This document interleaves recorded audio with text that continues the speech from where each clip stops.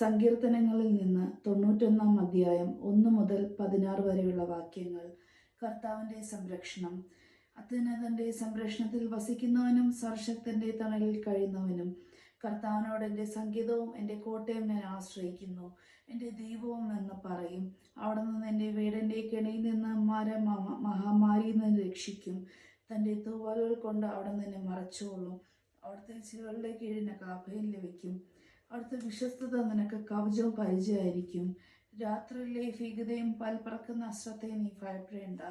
ഇരുട്ടിൽ സഞ്ചരിക്കുന്ന മഹാമാരിയും നട്ടുച്ചയ്ക്ക് വിനാശത്തെ നീ പേടിക്കേണ്ട.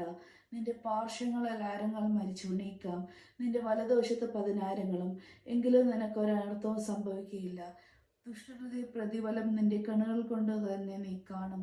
നീ കർത്താവിൽ ആശ്രയിച്ചു, അത്യുന്നതന് നീ വാസം ഉറപ്പിച്ചു.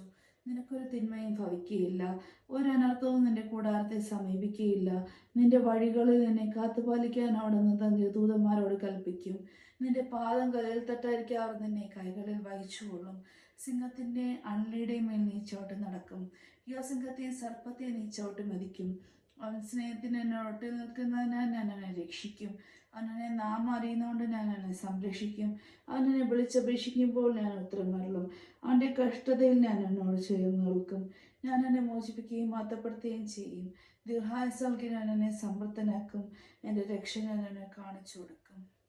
ദൈവജനമാണ് നാം കേട്ടത്. നമുക്ക് ദൈവത്തെ സ്തുതിക്കാം. ക്രിസ്തുവേ, അങ്ങേക്ക് സ്തുതി. Thank you Jesus. Love you Jesus. Amen.